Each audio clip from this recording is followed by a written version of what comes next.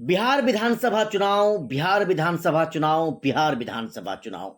जी हाँ, बिहार विधानसभा चुनाव खत्म हो चुका है और तमाम उम्मीदवारों की किस्मत तालेबंद बक्से में बंद है। उन तमाम विधायकों के साथ-साथ बिहार के डिप्टी सीएम, बिहार के सीएम और बिहार में बनने वाले तमाम तरह के मंत्रियां, सबों की किस्मत तालेबंद बक्से में बंद है।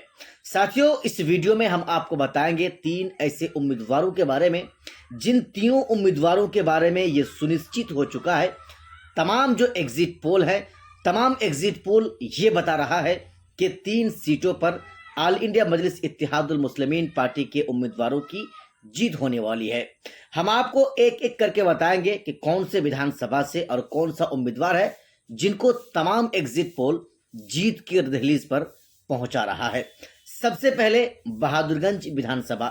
बहादुरगंज एक ऐसा विधानसभा है जहां से ओवैसी का उम्मीदवार पूर्व विधायक तौसीफ आलम साहब काफी मजबूती के साथ चुनाव लड़ रहे थे और माशाल्लाह जब ओवैसी का सभा हो रहा था तो ओवैसी के सभा में इतने लोगों की भीड़ लगती थी, आप भी शायद उस चीज को सोशल मीडिया के माध्यम से देखे होंगे।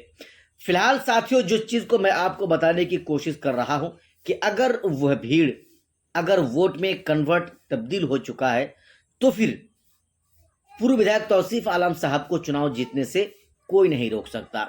एक वो सीट है। अब हम आपको बताते हैं कि विधायक तौसीफ आलम साहब का जो मुकाबला था वो सीधे सीधे जिनको वो बार बार चुनाव में हरा रहा था, प्रोफेसर मुसब्बिर आलम साहब, उनके साथ ही उनका मुकाबला हो रहा था। क्योंकि 2020 में जब ओवैसी का विधायक अनजार नईमी साहब वहां से चुनाव जीते और चुनाव जीतने के 17-18 महीने के बाद वो एमआईएम पार्टी से चले गए, आरजेडी में जाकर शामिल हो गए। उस वक्त से एमआईएम पार्टी की सीट वहां पर खाली थी। चुनाव के एंड वक्त में यानी 3 से 4 महीना पूर्व पहले तौसीफ आलम साहब ने मौका को ताड़ा और उन्होंने देख लिया कि 2020 में एमआईएम पार्टी को सबसे ज्यादा उस विधानसभा में वोट मिला। 2024 के लोकसभा के चुनाव में अख्तरुल इमान साहब को सबसे ज्यादा वोट उसी विधानसभा से मिला, तो उन्होंने मौका को अपने हाथ से गंवाना नहीं चाहा और कांग्रेस पार्टी को वो इस्तीफा दे दिए और एमआईएम पार्टी में आकर शामिल हो गए। इसके पीछे का एक कारण यह भी हो सकता है कि तौसीफ आलम साहब सोचे कि अनजार नईमी साहब आरजेडी से विधायक हैं और हो सकता है कि यह सीट आरजेडी के खाते में चले जाए तो फिर हमारा क्या होगा, हम तो फिर किधरों का नहीं रहेंगे, किसी घाट का नहीं रहेंगे। एक कारण यह भी हो सकता है। लेकिन दोस्तों, जो बातें हो गई, जो गुजर गई। इस बार एआईएमआईएम पार्टी में वो शामिल हुए चुनाव के ठीक 3 से 4 महीना पहले और एमआईएम पार्टी ने उनको अपना उम्मीदवार भी बना दिया और उम्मीदवार बनाने के बाद जबरदस्त तरीके से वो चुनाव भी लड़े, मजबूती के साथ चुनाव भी लड़े और उनका जो विपक्ष है, उनके साथ जिनका मुकाबला हो रहा था प्रोफेसर मुसब्बिर आलम साहब, उनको तो एक तरह से वो चैन की सांस लेने तक नहीं दिए। बार बार कई बार ओवैसी साहब का प्रोग्राम बहादुरगंज विधानसभा के अलग अलग जगह में हुआ। हर दिन एक प्रोग्राम अगर आप माने तो बहादुरगंज विधानसभा में हो ही रहा था। साथियों, बहादुरगंज एक ऐसा विधानसभा है जहां जिस विधानसभा के बारे में तमाम एग्जिट पोल तौसीफ आलम साहब को विधायक बना रहा है, यानी तौसीफ आलम साहब चुनाव जीत रहे हैं, इस बात की पुष्टि कर रहा है। एक तो बहादुरगंज, दूसरा साथियों कोचाधामन। कोचाधामन एक ऐसा विधानसभा है जहां से 2020 में इजहार अशफी साहब चुनाव जीते थे और ये भी बाद में 17-18 महीने के बाद चुनाव जीतने के वो आरजेडी पार्टी में जाकर शामिल हो गए थे।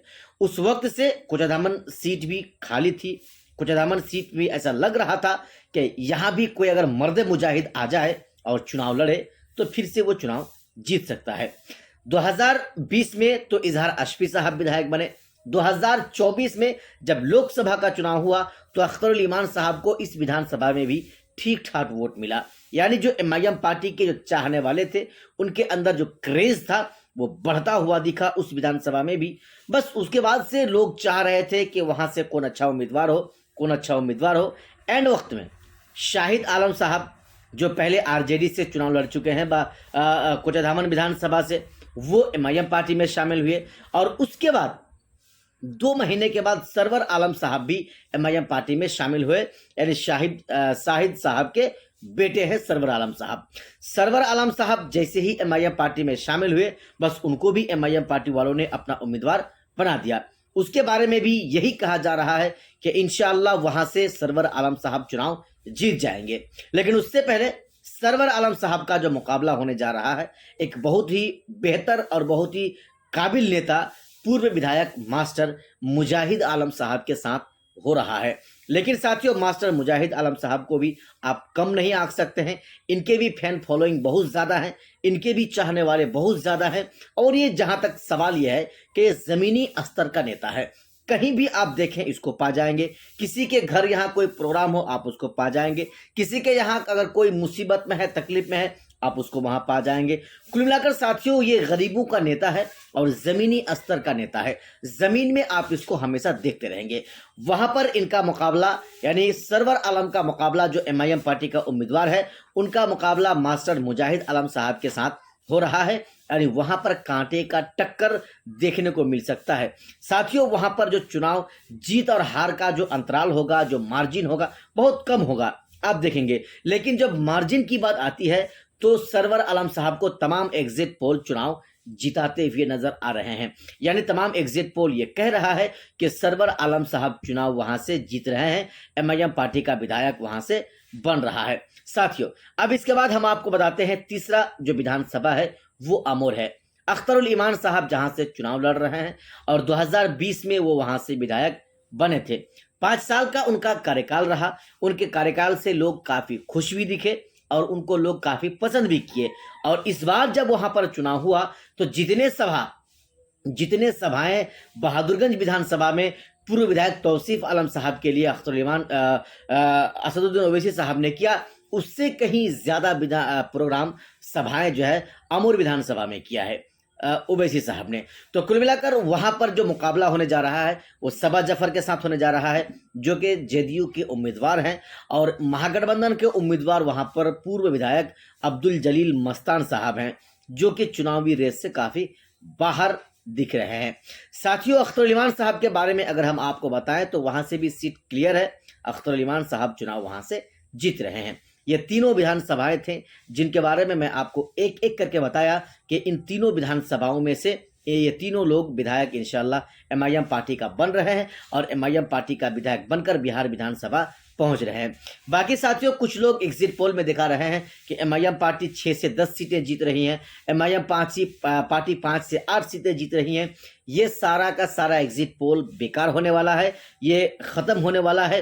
ये जो 3 जो विधानसभा सीटों के बारे में मैंने आपको बताया, बहादुरगंज, कोचाधामन, अमूर, इन तीनों विधानसभा से तौसीफ आलम साहब, सरवर आलम साहब और अख्तरुल ईमान साहब, ये तीनों इंशाल्लाह एमआईएम पार्टी का विधायक बनेंगे और विधायक बनकर बिहार विधानसभा पहुंचेंगे। साथियों, अगर आपने हमारी इस पूरी रिपोर्ट को देखा तो आपको क्या लग रहा है? ये तो मेरा मानना था कि 3 ही विधायक बन रहे हैं, लेकिन अगर आपके जहन में कुछ और चल रहा है, अगर आप ये सोच रहे हैं कि इनके अलावे भी कोई विधायक बन सकता है, तो साथियों आप हमारे इस वीडियो के नीचे कमेंट बॉक्स में विधानसभा और विधानसभा के उम्मीदवार का नाम हमें जरूर लिख सकते हैं आप।